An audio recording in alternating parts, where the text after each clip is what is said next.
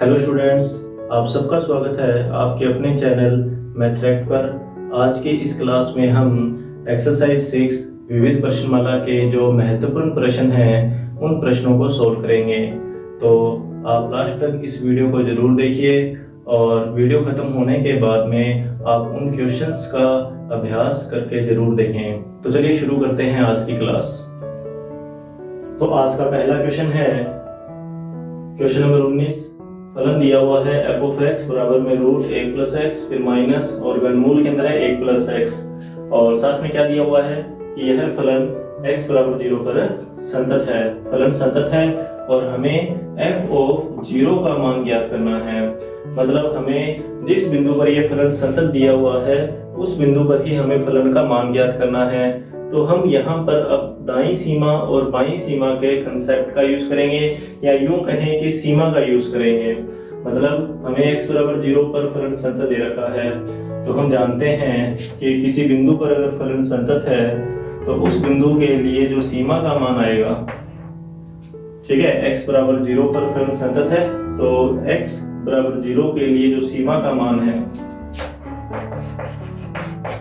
यह मान बराबर होता है उस बिंदु पर फलन के मान के।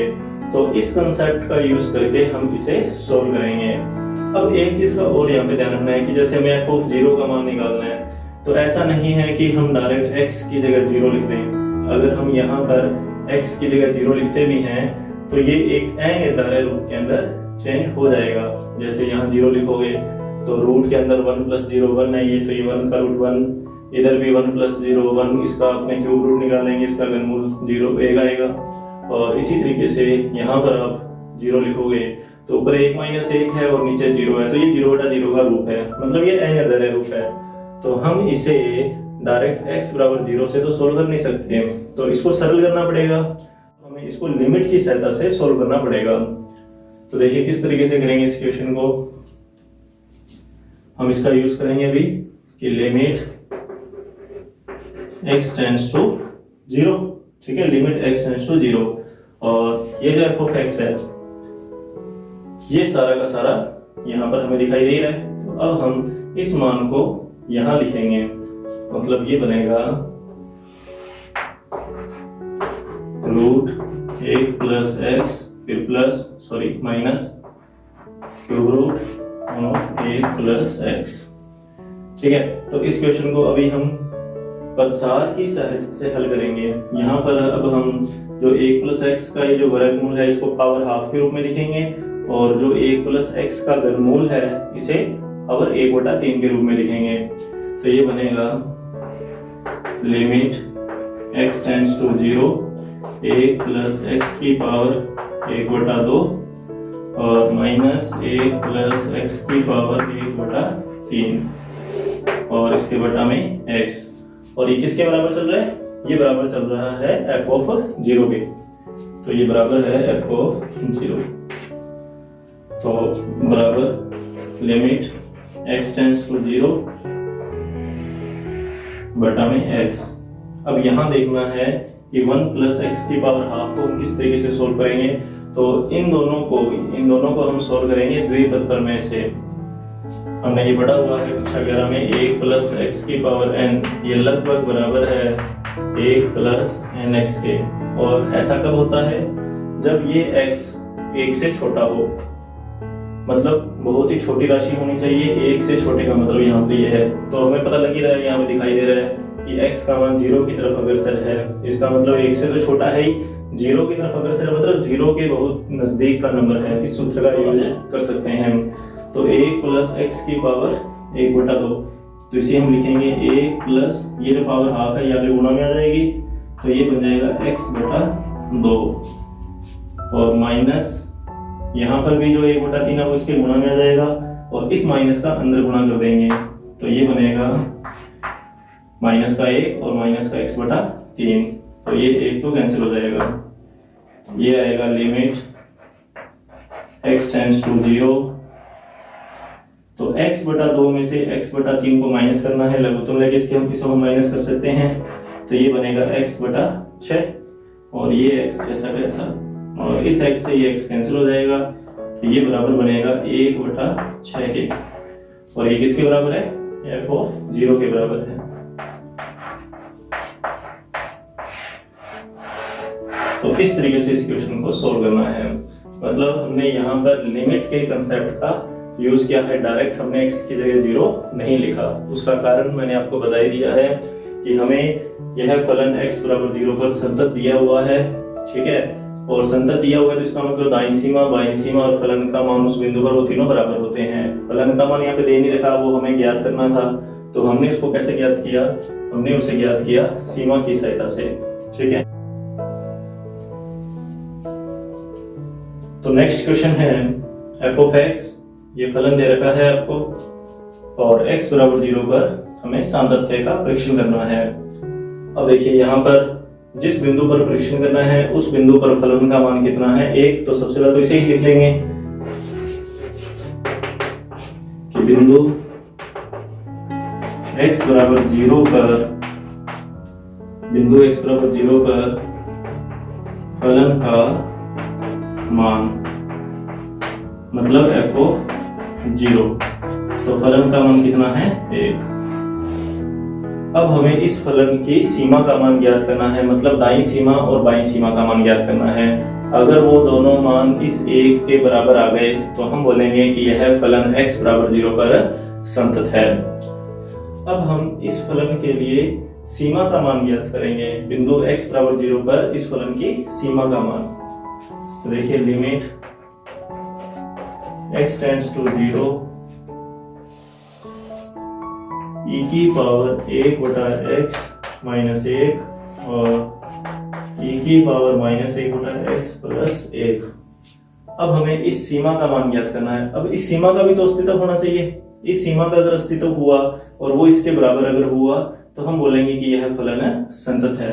तो अब इस सीमा के अस्तित्व की जांच कैसे करेंगे, तो वही तरीका हमारे पास कि हम या तो इसकी दाईं सीमा और बाईं सीमा को ज्ञात कर लें या फिर हम इसको डायरेक्ट सोल्व करें। मतलब आप चाहे तो यहाँ पे डीएल हॉस्पिटल का नियम लगाकर भी इसको हल कर सकते हो या फिर आप e की पावर का प्रसार करके भी इसको हल कर सकते हो। आप अपने हिसाब से किसी भी तरीके से इसे सोल्व करके देख सकते हैं। तो हम इसे करेंगे डीएल हॉस्पिटल के नियम से। अच्छा, डीएल हॉस्पिटल का नियम कब लगता है? डीएल हॉस्पिटल का नियम लगता है जब कोई फलन 0 बटा 0 के रूप में हो या फिर अनंत बटा अनंत के रूप में हो। तो सबसे पहले तो ये देखना है कि ये 0 बटा 0 या अनंत बटा अनंत का रूप है या नहीं। तो उसका कैसे पता लगेगा? तो x की जगह 0 लिख के देखो। तो यहाँ जब 0 लिखोगे तो e की पावर 1 बटा 0, तो e की पावर अनंत, e की पावर अनंत का मान अनंत होता है माइनस 1, तो अनंत माइनस 1 ये अनंत ही रहेगा। नीचे e की पावर माइनस का 0, e की पावर माइनस अनंत, तो e की पावर माइनस अनंत, e की पावर माइनस अनंत कितना होता है? e की पावर माइनस अनंत होता है 0, तो 0 प्लस 1। अब एक चीज का यहाँ पे अपने को गौर करना है कि नीचे जो है, ठीक है, हर के अंदर कोई भी ऐसा रूप नहीं है जो इसे अनिर्धारित रूप के अंदर चेंज कर दे। मतलब नीचे तो संख्या बन रही है जो कि नॉट इक्वल टू 0 है और ऊपर जो मान आ रहा है वो अनंत के बराबर आ रहा है। तो अनंत बटा में कोई संख्या है तो उसका मान कितना आएगा? अनंत आएगा। यहाँ से हमें साफ पता लग रहा है कि इसकी सीमा का अस्तित्व नहीं है। देखिए किस तरीके से, अगर मैं यहाँ पर x बराबर 0 लिख दूं तो e की पावर 1 बटा 0 माइनस 1, e की पावर माइनस 1 बटा 0 प्लस 1, तो e की पावर अनंत माइनस 1, e की पावर माइनस अनंत प्लस 1,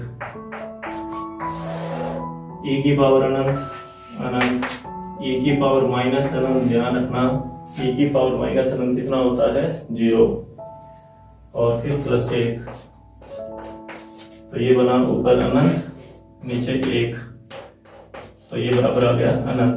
कहने का मतलब ये है कि इस फलन की जो सीमा है वो अपरिभाषित है, मतलब सीमा अपरिभाषित।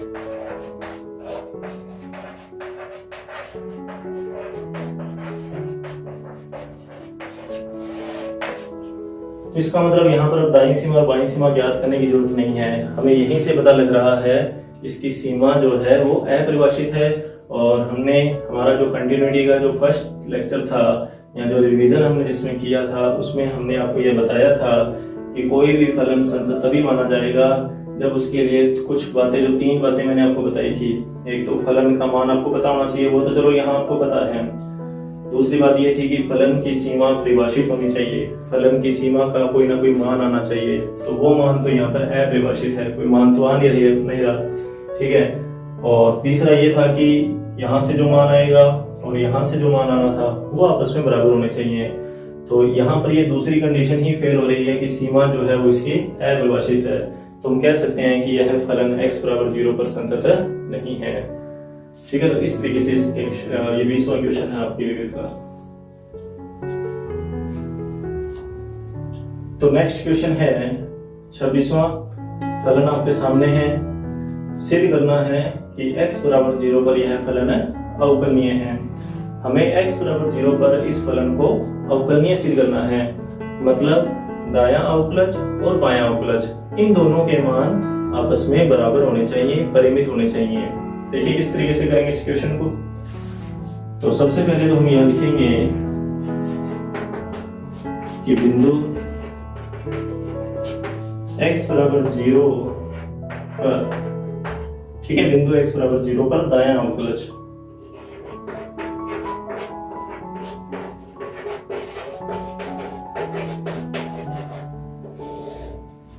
तो दायां अवकलज का सूत्र मतलब RF'0। क्या सूत्र था? Limit h tends to 0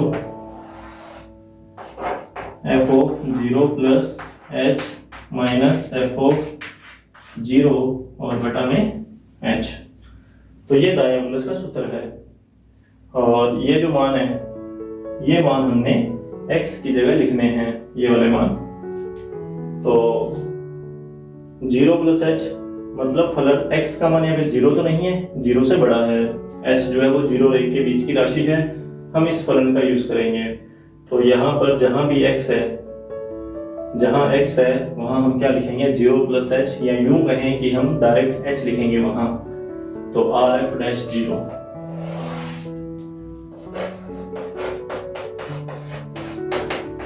limit h tends to 0। अब देखिए सबसे पहले ये दोनों लिख लेते हैं f ऑफ 0। तो f ऑफ 0 का मान तो है 0, यहाँ माइनस में 0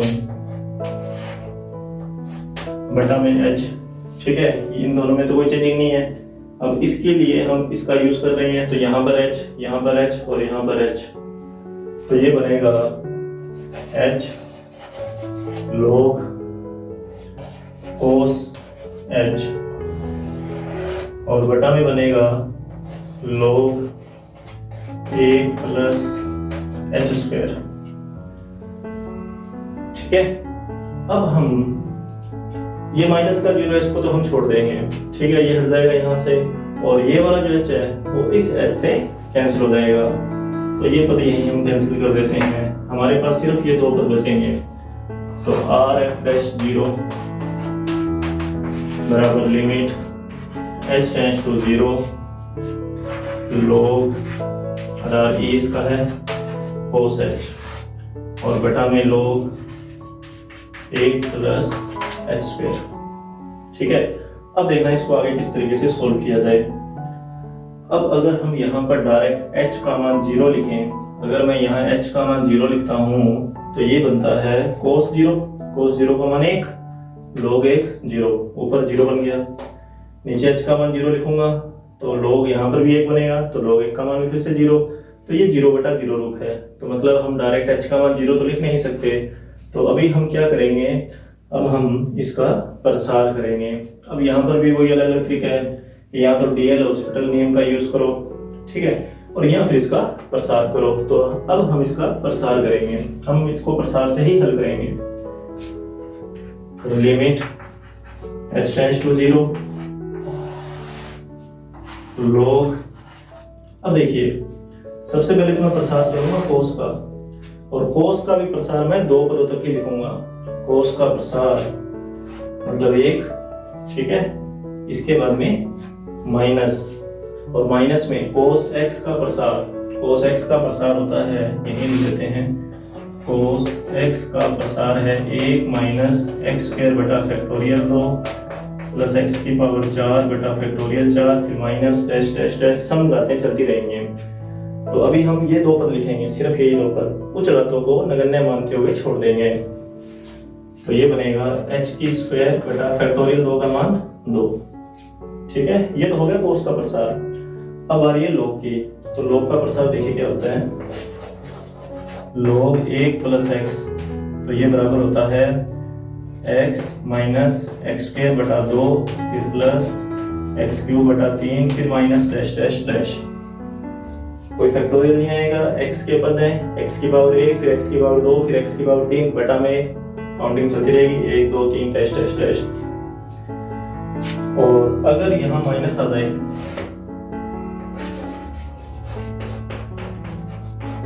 ठीक है, log 1 माइनस एक्स के लिए, तो log 1 माइनस एक्स के लिए सारे ही पद माइनस में आ जाएंगे।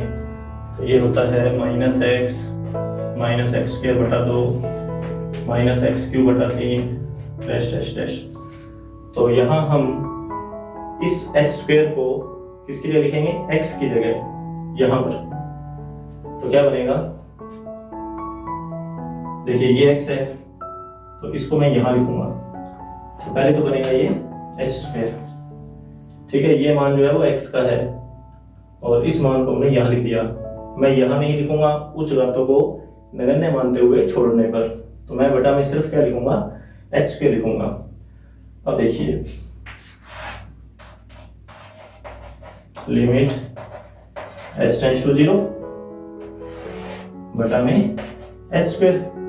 अब ऊपर फिर से log का प्रसार और इस बार बीच में माइनस है, तो ये वाला प्रसार जिसमें सारे पद माइनस के हैं, यहाँ पर भी हम उच्च घातों को नगण्य मानकर छोड़ेंगे, सिर्फ ये पहला पद लिखेंगे। तो ये मान x का है, यहाँ लिख देंगे, तो माइनस का h स्क्वायर और बटा में 2। ठीक है, ये x इस बार h स्क्वायर बटा 2 था इसलिए बटा में 2 आया। तो अब क्या होगा, h स्क्वायर से h स्क्वायर कैंसिल हो जाएगा, तो इसका मान आएगा माइनस का 1 बटा 2। तो ये दाएं अवकलज का मान है जो माइनस 1 बटा 2 आया है। अब इसका बायां अवकलज आप खुद ज्ञात करेंगे, वो मैं नहीं करवाऊंगा, वो आप करके देखोगे तो इसी तरीके से चलता रहेगा और उसका आंसर भी कितना आएगा, माइनस 1 बटा 2 आएगा। कोई भी यहाँ पर फर्क नहीं पड़ेगा और दायां अवकलज और बायां अवकलज दोनों बराबर हो जाएंगे। तो हम लिख देंगे कि यह फलन x बराबर 0 पर अवकलनीय है। फर्क ऐसे नहीं पड़ेगा क्योंकि यहाँ पर h स्क्वायर है। देखिए कोस के प्रसार के अंदर भी समघात आई और नीचे जो था log, ठीक है, नीचे वाला जो log वाला पद है उसमें भी समघात है। तो यहाँ पर समघात होने के कारण माइनस का कोई फर्क नहीं पड़ेगा, तो जो रिजल्ट इसका आया वही रिजल्ट बायां अवकलज से भी आएगा। तो दायां अवकलज और बायां अवकलज दोनों के मान कितने आएंगे, माइनस 1 बटा 2 आएंगे। तो हम लिख देंगे कि यह फलन x बराबर 0 पर अवकलनीय है। तो ये आपका क्वेश्चन नंबर 26 है। तो क्वेश्चन नंबर 16 फलन आपको दे रखा है और इस फलन में आपको a, b और ये c, ये 3 कांस्टेंट आपको ज्ञात करने हैं। कंडीशन क्या है कि फलन x बराबर 0 पर संतत है, मतलब x बराबर 0 पर दाईं सीमा, बाईं सीमा और फलन का मान, ये तीनों मान आपस में बराबर हैं। और इसी कंसेप्ट का यूज करते हुए हमें a, b और c के मान ज्ञात करने हैं। तो सबसे पहले तो हम बताएंगे कि आपको x बराबर 0 पर, तो सबसे पहले x बराबर 0 पर फलन का मान, ये तो हमें साफ दिखाई दे रहा है कि x बराबर 0 पर फलन का मान कितना है, c है। तो यहां लिखेंगे सबसे पहले कि बिंदु x बराबर 0 पर फलन का मान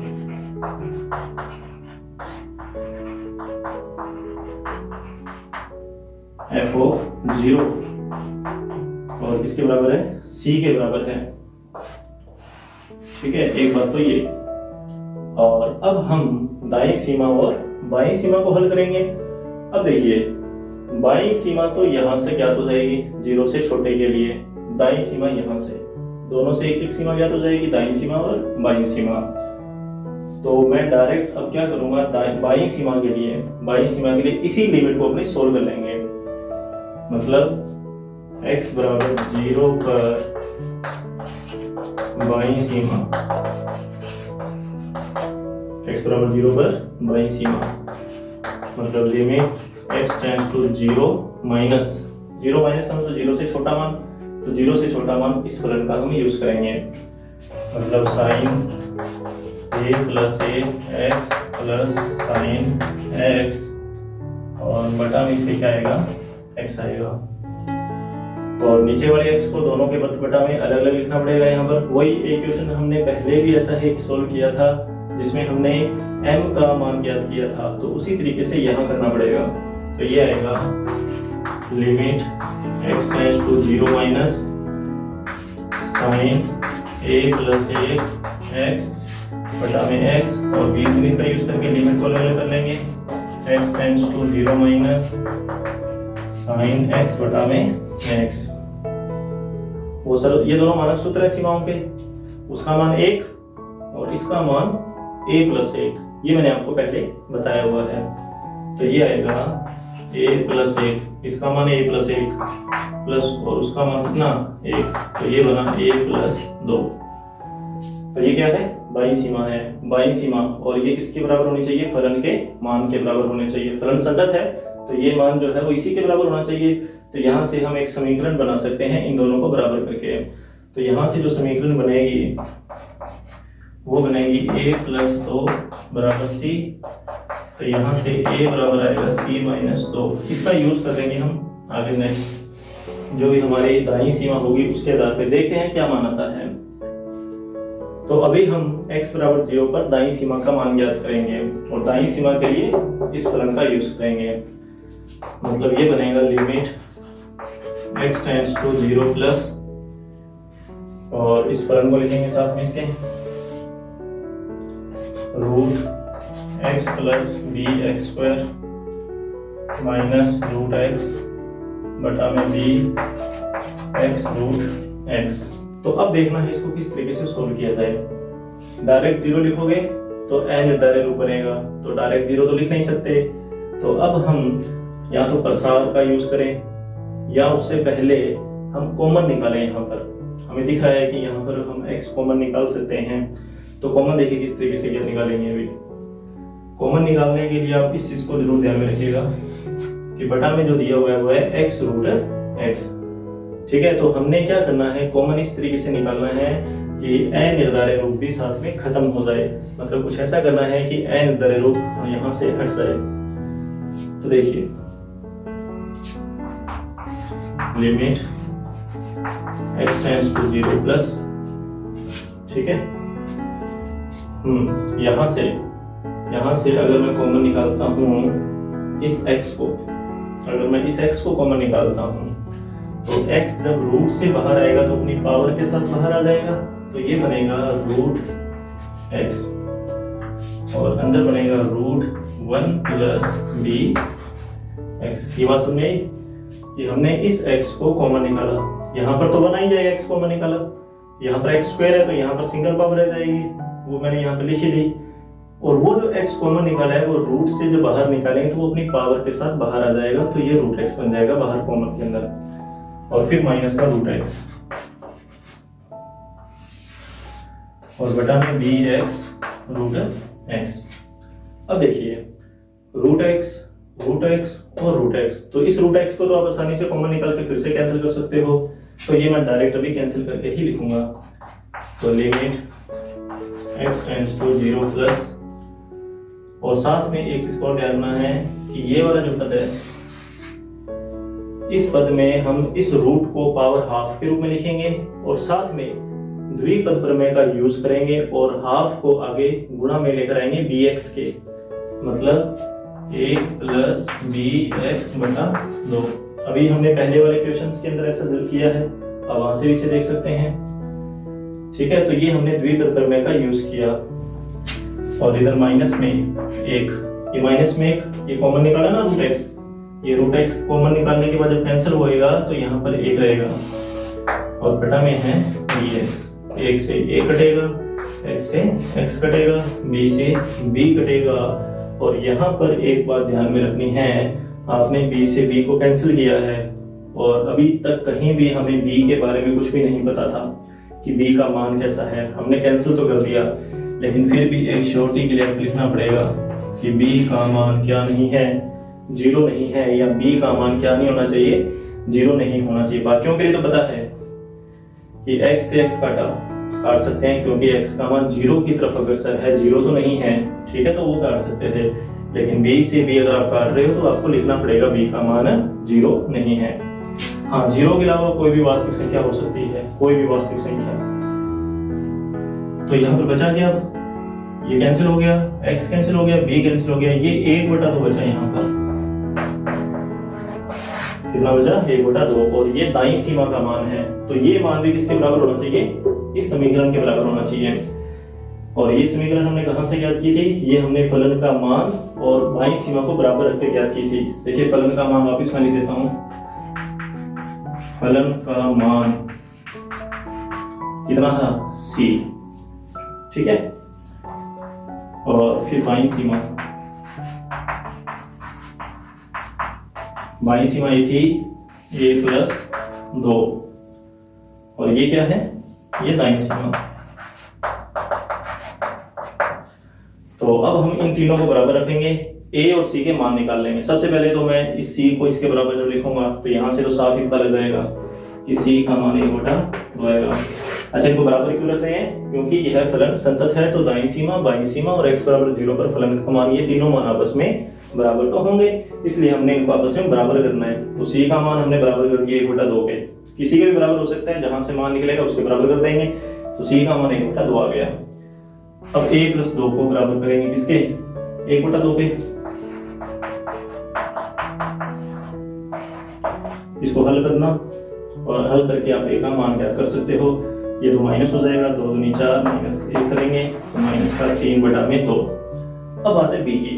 देखिए b के लिए यहाँ पर कोई भी समीकरण नहीं बनी, सिर्फ हमने एक कंडीशन लिखी है b के लिए, और इसके अलावा कुछ भी हमें नहीं पता b के बारे में। हमें इतना पता है कि b का मान क्या नहीं होना चाहिए, 0 नहीं होना चाहिए। तो यहाँ पर लिख देंगे b बिलोंग्स टू r, मतलब वास्तविक संख्या है, और यहाँ पर क्या लगा देंगे, 0, मतलब 0 को छोड़कर शून्येतर वास्तविक संख्याओं में से b बिलोंग करेगा। तो इस तरीके से ये क्वेश्चन सोल्व करना है।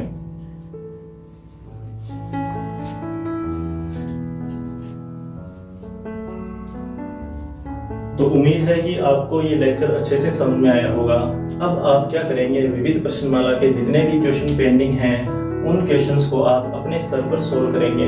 किसी भी प्रकार की कोई प्रॉब्लम अगर आती है तो आप हमें व्हाट्सएप नंबर पर मैसेज कर सकते हैं, या फिर कमेंट बॉक्स के अंदर कमेंट भी कर सकते हैं। धन्यवाद।